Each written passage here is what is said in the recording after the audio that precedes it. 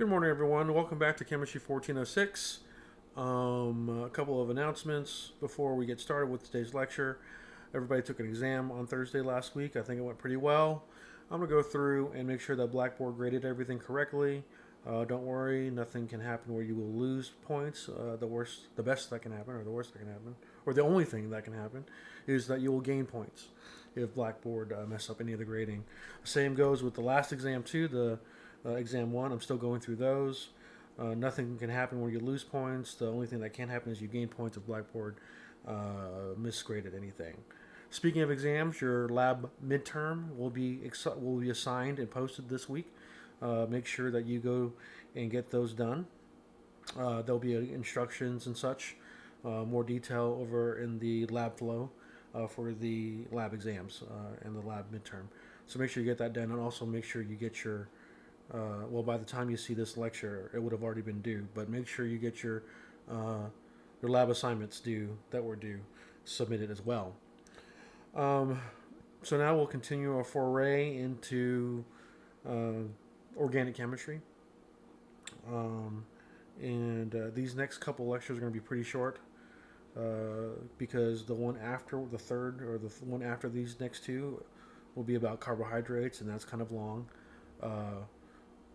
Carbohydrates will take probably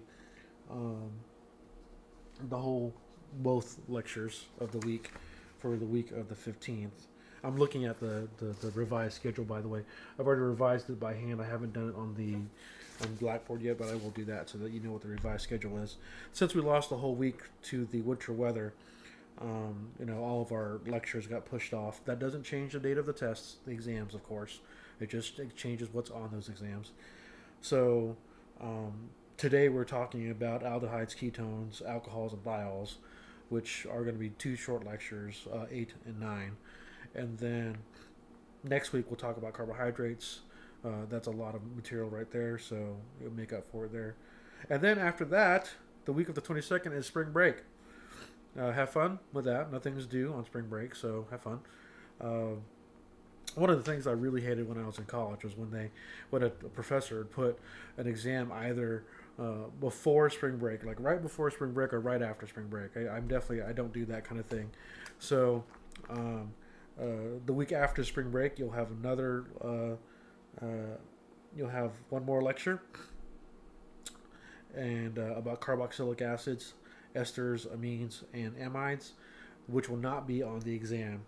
That's going to be on April 1st. So there will be an exam the week after spring break, but it'll be not right after spring break. It'll be a few days after spring break, and it won't even cover the material that's on that week, like it never does anyway. So I'll post this. I'll update the schedule. In fact, what I'll do is I'll probably leave the old schedule up there. I'll leave the old schedule up there, and I'll upload the new schedules so you can see how it changes, right? But I'll get that done before too long. Okay. All right. So let's continue our journey into organic chemistry. We were just talking about hydrocarbons, right? Well, hydrocarbons, while they can react with things, most of the functionality that comes from hydrocarbon chemistry or organic chemistry comes in the form of functional groups. And that's what we'll be talking about today. So the functional groups that we'll be talking about today are the hydroxyls, the ethers, and the thiols, right? Hydroxyls are alcohols, right? They're also known as alcohols, and they're called hydroxyl groups because they have this OH, right? That's the hydroxyl functional group. It has an OH on it. It looks very similar to the hydroxide ion from it's like sodium hydroxide. Except that the hydroxide ion has a negative charge, right? Because it's an ion, but a hydroxyl group, it does not have a charge at all, right? It actually is not an ionic bond to anything, right? It is a covalent bond to a carbon, so that's why it doesn't have a charge, like an overall charge, like hydroxide. So a very very common hydroxyl or alcohol molecule is methanol. Right? Another one is also a phenol, right? The phenol here is actually made of a benzene ring, right? And when it's just a benzene ring by itself, another name of it is called phenyl group, or a phenyl, right? But when you add on the hydroxyl to it, it becomes phenol. I'm getting a little messy here, so let me erase this real quick, and we'll talk about ethers. So ethers they contain an oxygen in the center, right? And they're singly bonded, like so, singly bonded, right, to two carbon groups on either side of the oxygen, right? So a very common ether is this. It's actually called ether, right? Where it's an oxygen in the center with a single bond to a methyl on one side and a single bond to a methyl on the other side, right? Another name for that is actually dimethyl ether, because it has two methyl groups in it, so dimethyl ether. And then last on this particular slide is called a thiol.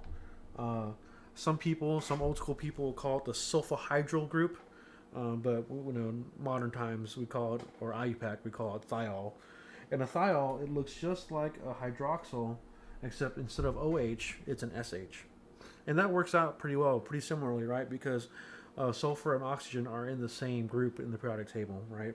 So I think sulfur is right under it. And so a very common one here is ethyl thiol, right? And there's the SH for the thiol, right?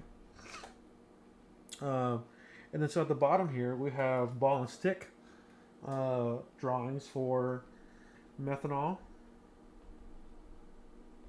right? Phenol, ethyl thiol. I think some people actually call it ethane thiol too. And then dimethyl ether, which you can't see because my head's blocking it. I'll close my head briefly for you to be able to see that. Yeah, dimethyl ether, right? So how do we name alcohols, right? Very simple, actually. There's the IUPAC name, and then there's the common name, right? IUPAC means methanol, which is just a CH4, right? One methyl group, and an alcohol. So we saw that right here. That's methanol, right? Its common name is methyl alcohol. Drinking alcohol, on the other hand, is CH3CH2OH, right? Very similar to ethyl thiol, but since it has a hydroxyl group in it, it's called ethyl alcohol. That's drinking alcohol, right? Or the IUPAC name for it is ethanol, right? So naming alcohols, those simple alkyl alcohols, is pretty simple, right? Let me bring myself back. So let's practice naming some alcohols. All right, let's practice naming some alcohols. So naming alcohols is pretty easy. All you have to really do is number your hydrocarbon from the alcohol, starting with the alcohol, right, or starting on the end with the alcohol, and then at each position name what's actually there. So, for example, the alcohol is on the right end, right, of this molecule. So we'll start it as carbon 2, carbon 3, carbon 4, carbon 5, carbon 6, right? So 6 carbons there, right? On carbon 2, there's the alcohol. And then on carbon 5, there's a methyl group, right? So very simply, this molecule is 5-methyl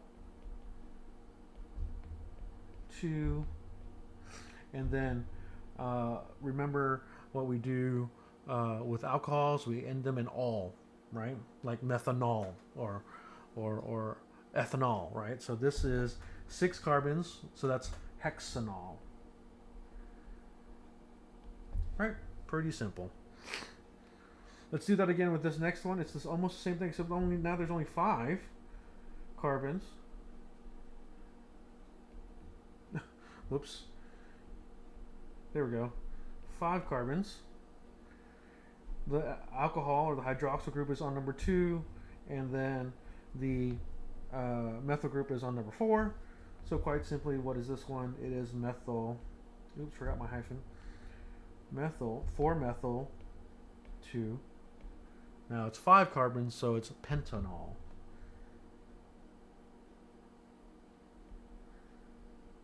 Kind of like pentane, 5 carbons, except with an alcohol, so it's pentanol, right? And then we have this benzene ring here, right? And has an OH on it, which makes it a what? A phenol, right? But again, we always start where the carbon is, the hydroxyl's connected, right? So 1 carbon there, 2 carbon, 3 carbon, 4 carbon, 5 carbon, 6 carbon, right? So this is quite simply named 3 because the bromine or the bromo the bromo functional group is attached to the 3rd carbon. So 3 bromo, and then what's the rest of this thing called? The rest of it is a phenol. So 3 bromophenol. So naming those guys are pretty simple.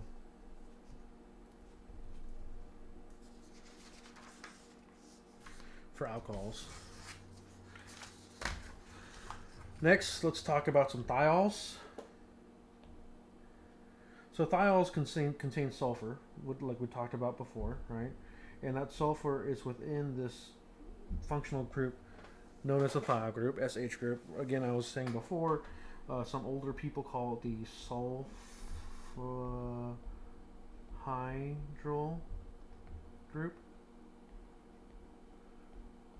I really doubt that I spelled that correctly, but oh, you know what? I think it's actually L-Y. Hydro? Or no, or... Sorry, Y-L. Yeah, that's actually, I think that's how you spell it.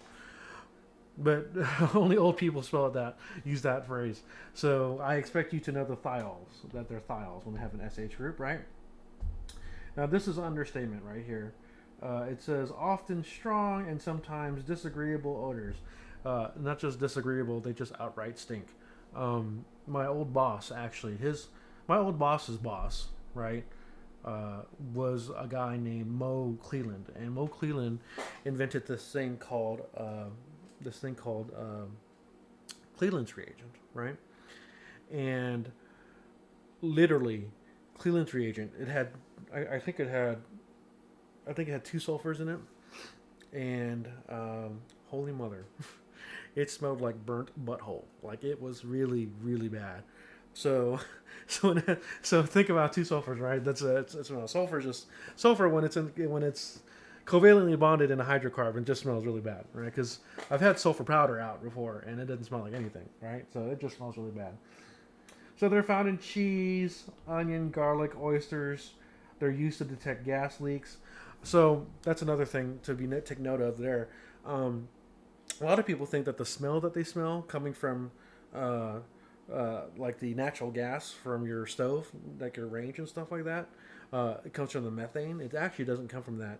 It comes from sulfide gas, hydrogen sulfide gas, and it smells really bad.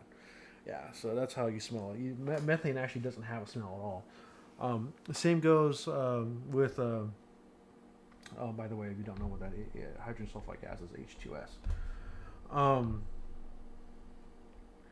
Same goes with like flatulence, for example, right? I mean, there's a lot of people think that it's methane in flatulence that smells bad, but it's those sulfur-containing, hydrogen sulfide gas molecules that are being produced by the bacteria in your gut that make that smell, and that's what you're actually smelling, right? So, another thing that smells pretty bad is the smell of a skunk spray, right? The smell of skunk spray is actually, it's from a chemical compound called trans-2-butene 1-thiol, right? Notice here, this is calling back to things that we've learned in the past, right? This is a trans, right? Because the thiol is on opposite ends of that methyl group right there. It's a trans, okay? And then right here, 2 butene, right? Because the butene, which is the double bond part, right here, begins at the second carbon, right? Because that's carbon 1, carbon 2, carbon 3, carbon 4, right? And then it's 1 thiol right here because the thiol is connected to the first carbon, right? See, so we're bringing it all together when it comes to naming organic compounds, and you can see that when IUPAC names things, it's pretty simple. It's really just you number the number of carbons, and then each functional group or substituent group is numbered where they are on the carbon chain, right? Pretty simple. What is next? What is next? Oh, naming thiols. We just named one here. Let's name a few more, right? So again, we have here methanol, right? When an OH is connected to the just a methyl group, they're just using that as an example because it's the same thing when you do the SH, which is a thiol right here, right? So methane thiol, right? Which is a methyl group connected to a thiol group, right? Ethane thiol, which I called ethyl thiol earlier, but ethane thiol, same thing, right? 2 carbons. Remember, ethyl means 2. Eth means 2. And then 2 butane thiol, right? 2 butane thiol. Pretty simply because carbon 1, 2, 3, 4. It's there on the second, the thiol's there on the second carbon, and that's why it's 2 butane thiol, right? Because it tells you where the thiol is. So we see methyl thiol or methane thiol here in oysters and cheese. So there's a picture of some oyster and cheese. Onions is 1 propane thiol, right? That's the smell coming from onions. And then garlic is 2 propene thiol, 2 propene 1 thiol, right? Makes sense. Makes a lot of sense. So naming thiols is very similar to naming alcohols. Next, we'll talk about some. There we go. Next, we'll talk about some ethers. Again, an ether is an oxygen connected in between by single bonds to 2 carbon groups, right?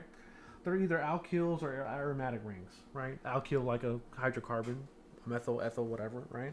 Or aromatic rings like phenols, right? Or benzene rings, right? So here, we saw this earlier where it only called it ether, but its real name is actually dimethyl ether. But when you go to the lab and you work in the lab and you say you want ether, that's usually what people will bring you because it's kind of like the common name for it, right? And then here's the ball and stick for diethyl ether right here, right?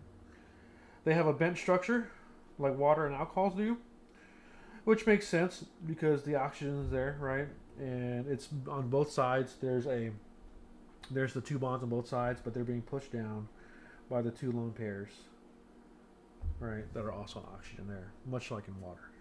Okay. Has common names given to the alkyl names of the attached groups, followed by ether, right? So in this particular molecule right here, we have a methyl group at the front of this ether right here, and then we have the propyl group attached here, 3 carbons, so that's a propyl group right here, right?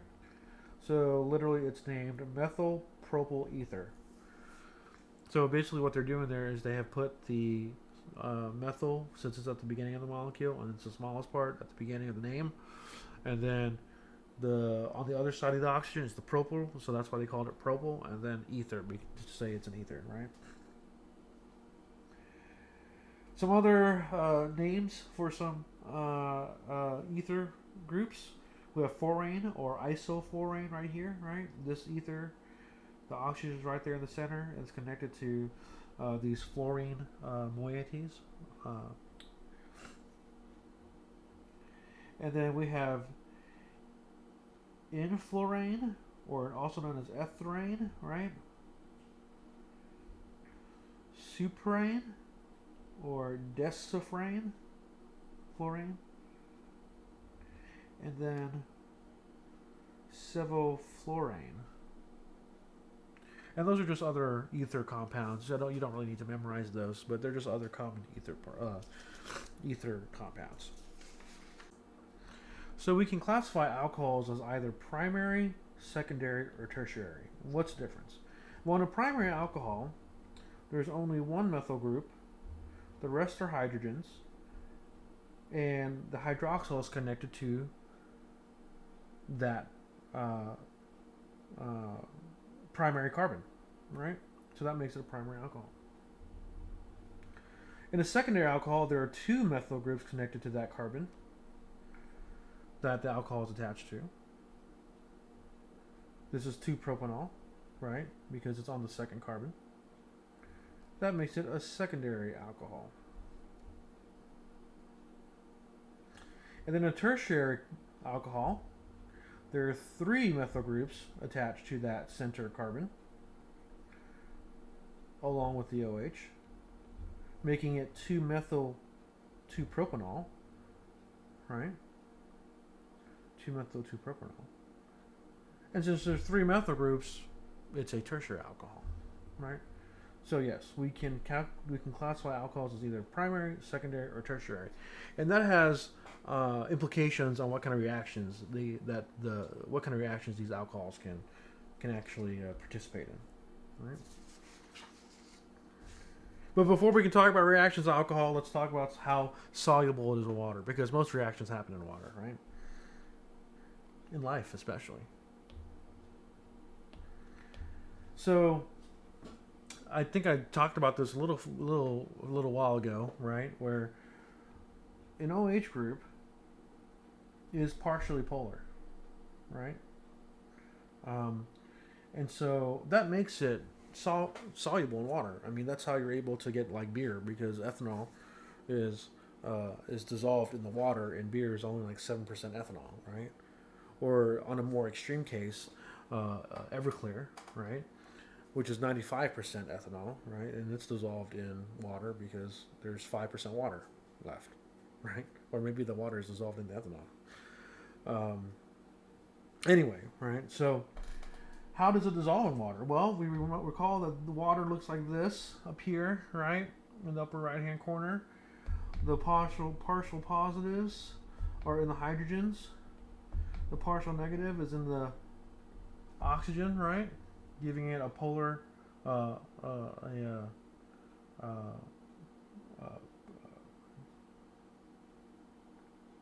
giving it polarity. There it is. I was like polarity, giving it polarity, right? And then what can happen then is that the ethanol group, or the alcohol group on the methanol, or ethanol, whatever, but in this example it's methanol, also has the same partial negative on the oxygen and partial positive on the hydrogen. So water molecules can surround it just like it can surround an ion. Right? Just like it can surround an ion.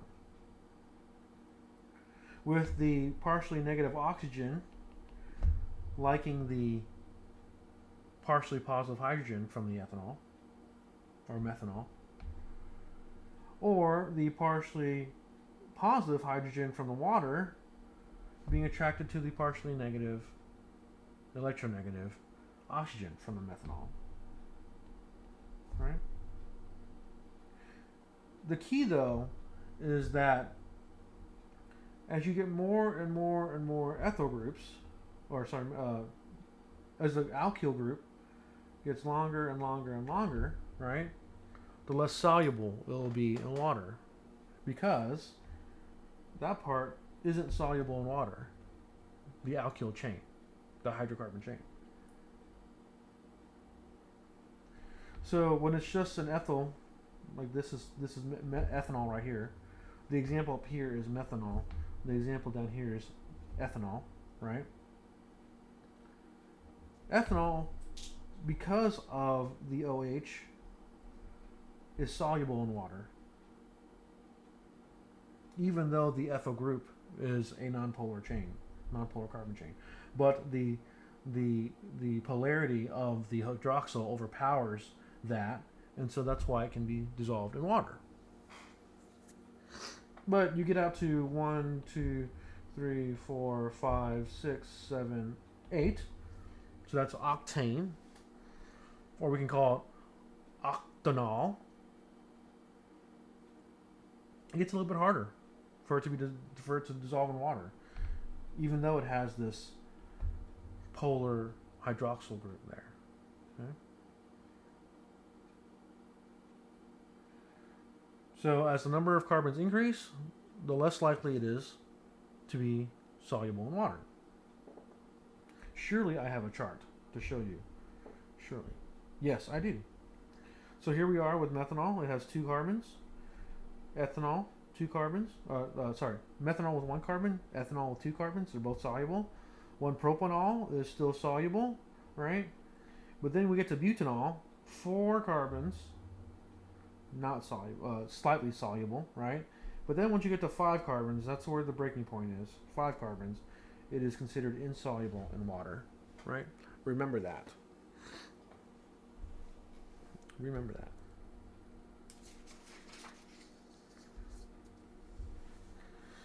So let's talk a little bit about the solubility of then phenols, right? Phenols are slightly soluble in water, right? Because of the OH group.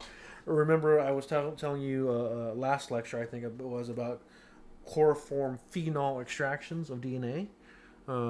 It's what they use in forensic science and in molecular biology to extract DNA from cells, separate it from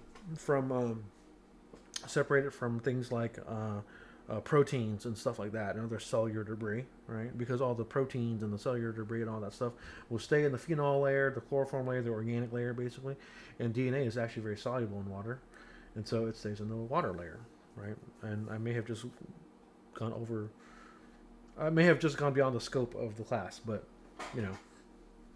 let's keep going. So the hydroxyl group can form hydrogen bonds with the water molecules, just like in the last example, right? And when it does that, it can actually be used as it can actually do acid-base chemistry, right? So here's your water, which is your base, and then your phenol here, right, is your acid. And then when they combine with each other,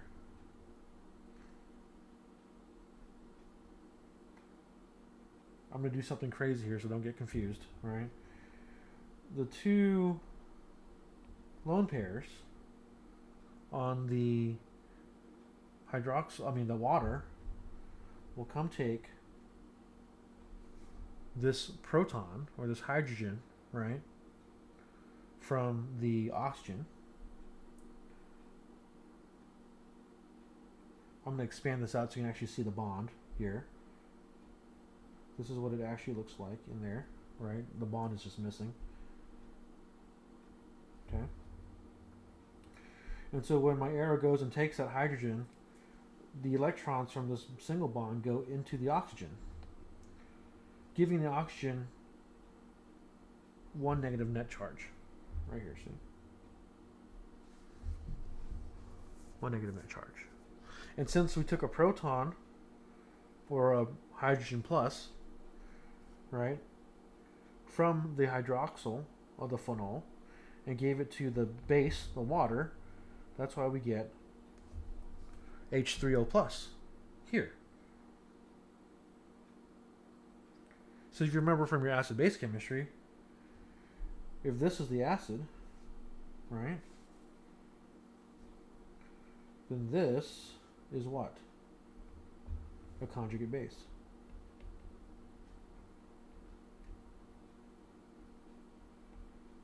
And if this is the base, the water is the base, then that is what? The conjugate acid.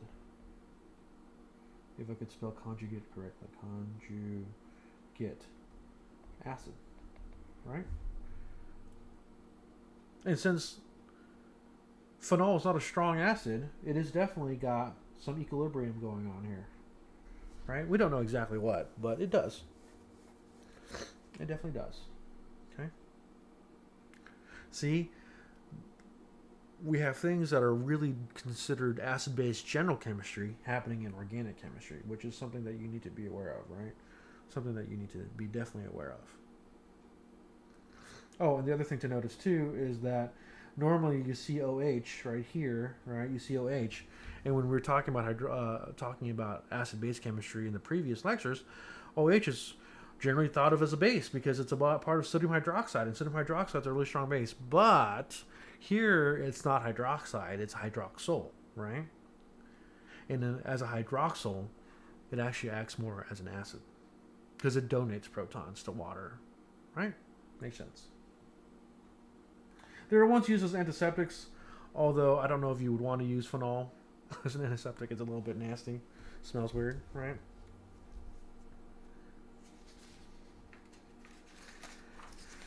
So, let's talk about a few reactions of alcohol here. Some reactions of alcohol. You can do a dehydration reaction with alcohol where you heat it with an acid catalyst.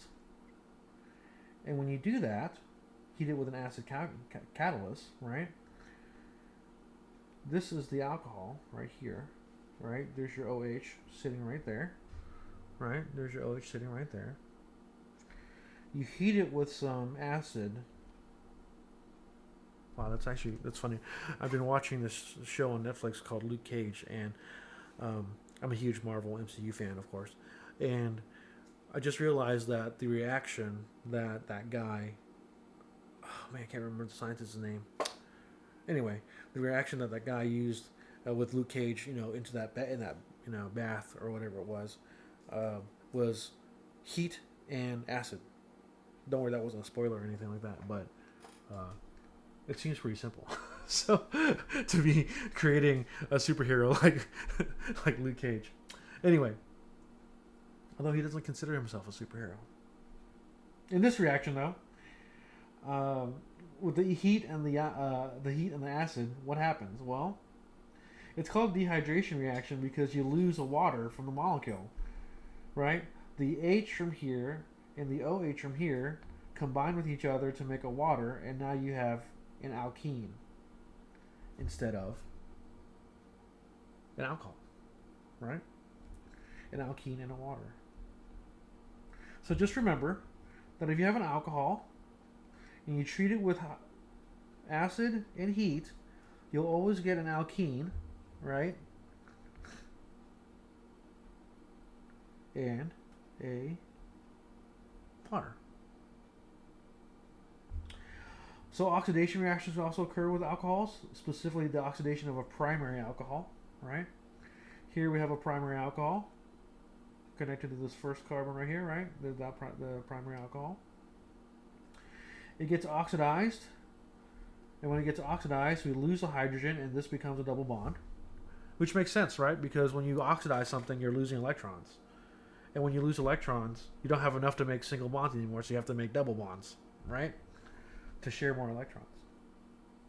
So you go from a primary alcohol to an aldehyde. This reaction can actually keep on going, right, and get oxidized again, and then become a carboxylic acid, right? Right? And oxygen gets inserted right there between that carbon and that hydrogen. So one of the rule of thumbs that you have is that whenever an oxidation happens, you'll either lose electrons, right, or you'll have oxygen added to the molecule some way. And then whenever you reduce things, you'll lose oxygens, right, and then you'll gain probably hydrogens, right, or more electrons, right? That's a kind of a rule of thumb there. So just remember, primary alcohol gets oxidized and becomes an aldehyde, right? And then that aldehyde can go on and become a carboxylic acid, which is that guy right there. We'll talk a lot about carboxylic acids in a second. Okay? Carboxylic acids are part of like fats and stuff like that, right? So you can also oxidize a secondary alcohol. Here you have your secondary alcohol, right? There it is, that center carbon right there, with two methyl groups around it. This O in a brackets here that means oxidizing, right? Some kind of oxidizing agent, oxidizer. And when you treat a secondary alcohol with an oxidizer, you get a ketone, right? You get a ketone. So a ketone is basically, and we'll talk about this more in a little bit, a ketone looks like this. All ketones have a double bonded oxygen to a carbon, and then on either side of the carbon is some alkyl group or some functional group or something, right? One of my old bosses used to call R groups and name them as rest of the molecule. Oops. Rest of molecule. Molecular? No. There we go. Rest of the molecule. God dang it. It looks really bad on the screen. Let me write that out again. Rest of the molecule. That doesn't look right either. I'm gonna start over. Here we go. Rest of the molecule. Now you really think these, Apple pencils are supposed to work really well, but sometimes they don't. But if you ever see an R on anything, that's what it stands for. Colloquially, rest of the molecule. Could be anything, right? And a ketone is basically an oxygen double bonded to carbon with the rest of the molecule on either side. Okay. We can also, by the way, if you're wondering, forgot. If you're wondering, you actually can't oxidize a tertiary alcohol. So you don't have to worry about that. I'm sure you were all wondering about that, like with bated breath. What about the tertiary alcohol? Well, I'm here to tell you that it cannot get oxidized, right? No oxidize, right? No oxidation. Don't have to remember that one. All right. Next, we're going to talk about some oxidations or reactions of thiols, right? Oxidations of thiols. So this is that molecule I was talking about before with the sulfur groups, right? Also known as the sulfohydryl groups, right? Most commonly, you'll see them as a disulfide, okay? And they're used to cross-link proteins together, right? They'll be used to cross-link proteins together. Most proteins are held together by their tertiary structures, or the big 3D structures of proteins, are held together by non-covalent interactions. One of the covalent interactions that holds them together is called the disulfide bond, right? So here you have a protein chain, and you have another protein chain, okay? And this could be any one of two different amino acids, right? Actually, I think it's just one amino acid, cysteine. Yeah, cysteine. Let me rephrase. I think that you only need to know one of those amino acids, and it's cysteine. And cysteine has the CH2, right, connected to the rest of the molecule, which is that protein chain, and then which is cysteine and the rest of the protein chain, and then has a thiol group at the end of the chain. And so when you get two protein chains with two cysteines that are exposed, right, they can get oxidized, where you lose the hydrogens and the two cysteines get bonded together to form a disulfide bond, right? The hydrogens that were there go into the water, go into making water, right? And now you have a protein chain, two protein chains that are connected by disulfide bond. And we'll talk about that a lot in the proteins and amino acids and stuff section of our class, right? A lot. And then I would be remiss in my duties if I don't talk about some health effects and links to life when we talk about alcohols and thiols and such, right? One of the most important alcohols in all of our lives, right, is ethyl alcohol or drinking alcohol. How do we make that? Well, it's just glucose, and it goes through alcohol fermentation with yeast, right? You could use any kind of yeast, actually. It doesn't have to be any special yeast. Bread making yeast is just as good, except that my mother-in-law tried to make some bread a couple weeks ago, and the yeast was like 14 years old, and we've been watching a lot of British baking show, and they use the word stodgy. And let me just tell you, the bread that she made with that 14-year-old yeast was definitely stodgy. Anyway, in the reaction though, we ferment. We do alcohol fermentation, and we use glucose as the source and the food source for the yeast, and we get ethanol, which is drinking alcohol, and carbon dioxide, right?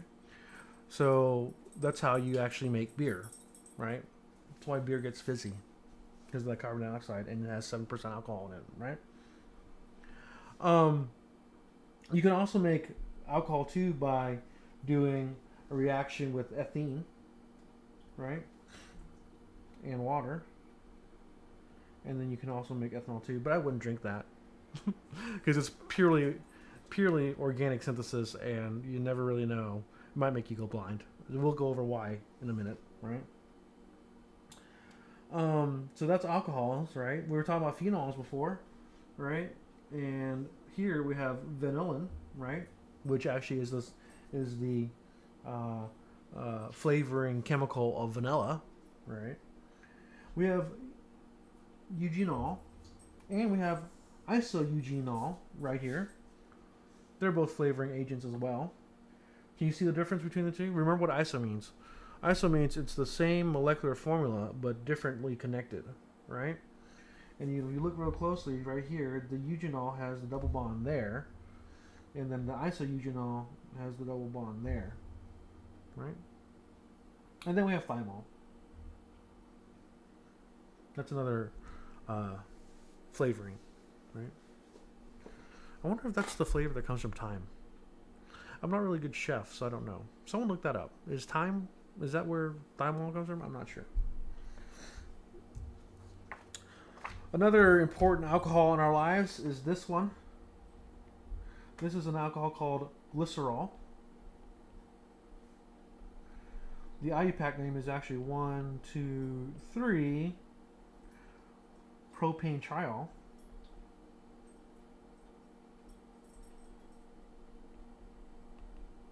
Right, propane triol. And you see this when you make soaps, because fatty acids have carboxylic acids in it. I was talking about, right? And then you can make soap out of fatty acids, and then one of the byproducts is glycerol. It also make biofuels.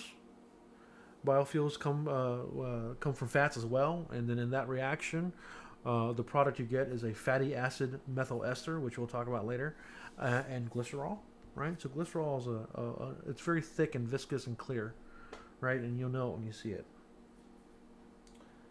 Another interesting one in our lives is this one. It's ethylene glycol.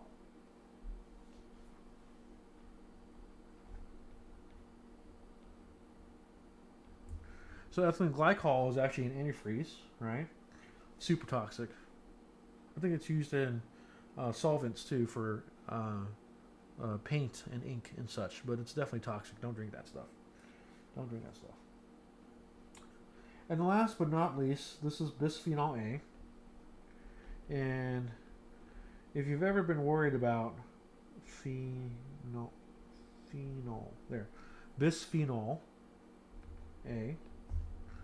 If you've ever been worried about the plastic in your water bottles leaching chemicals from from the production process because you've had it sitting out in the car for too long, or you're washing it in hot water with soap and such. The thing that you're worried about is this: it's bisphenol A, right? It's used in the making of a plastic called polycarbonate, PC, polycarbonate, and when you leave it in heat for too long, or you wash it with detergent and such, the plastic, the polycarbonate, bisphenol A can leach out in very, very, very, very small quantities. That's why people started started moving away from water bottles and started, filling up their tumblers and their turbines and water filling stations and such, right? Yes. And then some more about methanol poisoning, because we were just talking about don't drink some of these methanols. One of the things that's very, very bad to drink is methanol, which is funny because, methanol looks like this, right? Ethanol looks like this. No, that's wrong right there. Let me try that again. There we go. All right, so this is methanol. And this is ethanol. Right? You can drink ethanol and have a good time. Not too much, but you can have a good time. But if you drink this, you might go blind. You might die. Why is that? Well, because in your body, there's enzymes called dehydrogenases, right? Dehydrogenases. And they go through and they convert methyl alcohol or methanol into formaldehyde. I don't know if you knew this. I mean, you probably have, but like whenever you see those jars of dead animals specimens, they're in some kind of liquid, right?